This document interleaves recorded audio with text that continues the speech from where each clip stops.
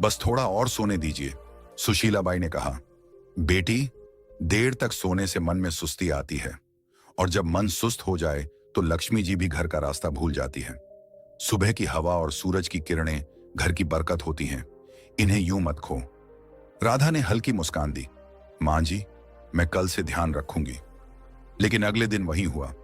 सूरज निकला, आंगन में सन्नाटा रहा और तुलसी की मिट्टी सूखी पड़ी थी। कुछ दिनों बाद एक और बात हुई। राधा झाड़ू लगा रही थी, तभी झाड़ू गलती से उसके पैर से लग गई। सुशीलाबाई ने देखते ही आवाज लगाई, राधा बेटी, झाड़ू को पैर मत लगाना, ये मां लक्ष्मी का प्रतीक होती है। राधा ने हंसते हुए कहा, अरे मां जी, ये तो बस झाड़ू है, गलती से लग गया, अब इसमें क्या अपशकुन।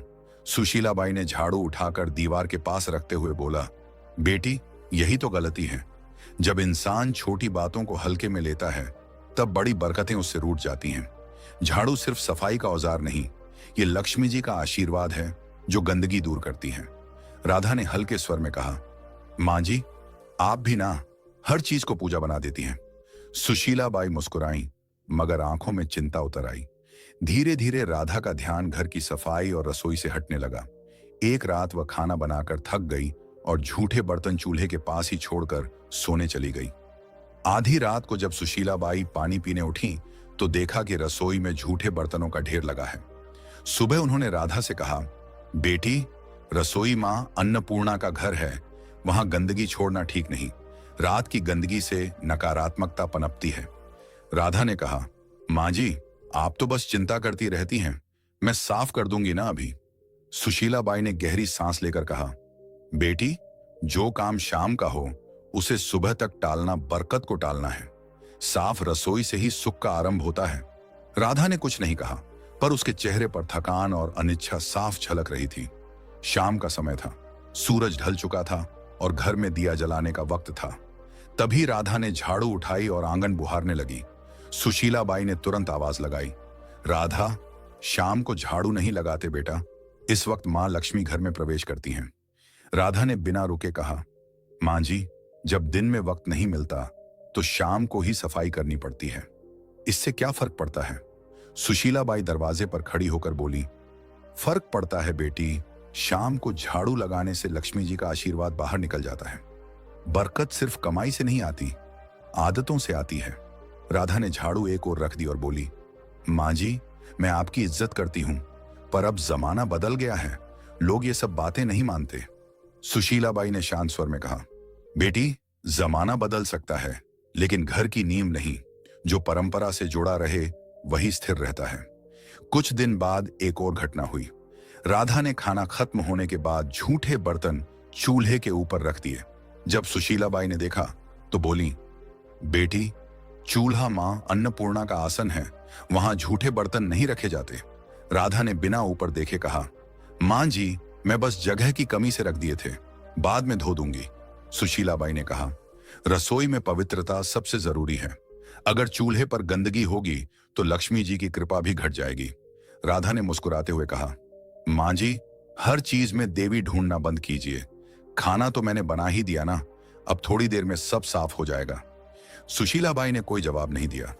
उनके चेहरे पर निराशा थी, मगर मन में अब भी उम्मीद थी कि शायद एक दिन राधा इन बातों का अर्थ समझ लेगी।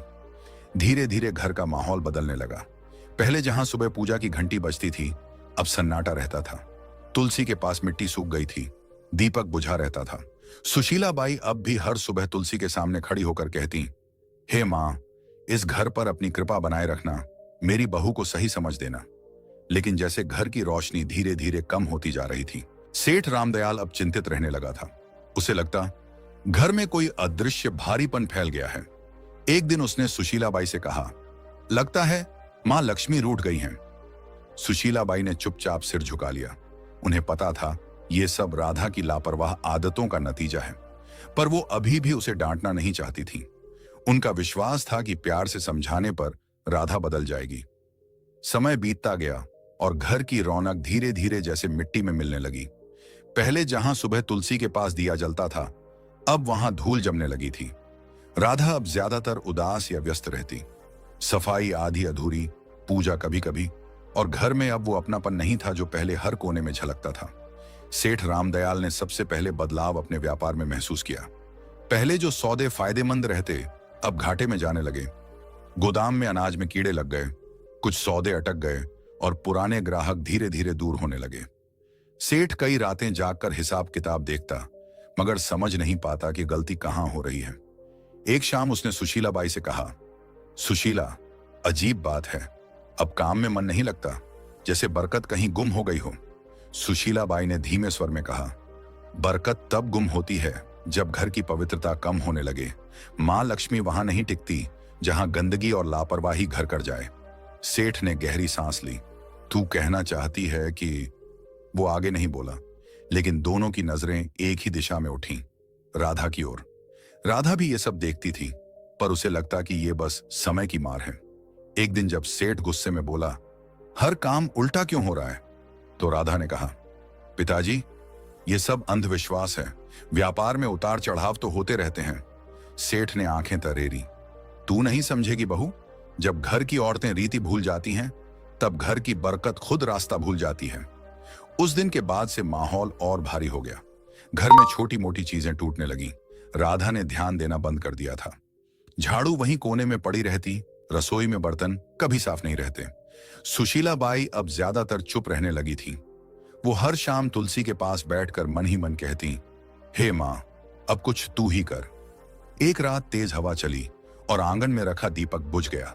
उसी पल गोदाम से खबर आई, सेठ जी, आग लग गई। सेठ दौड़ा, पर बहुत देर हो चुकी थी। गोदाम का आधा अनाज जल चुका था। गांव वाले कहते, ऐसा तो पहले कभी नहीं हुआ था। रामदयाल वहीं बैठ गया, माथे पर हाथ रखकर बोला, लगता है मां लक्ष्मी ने सच में मुंह मोड़ लिया है। घर लौटते समय उसकी आंखों में आंसू थे।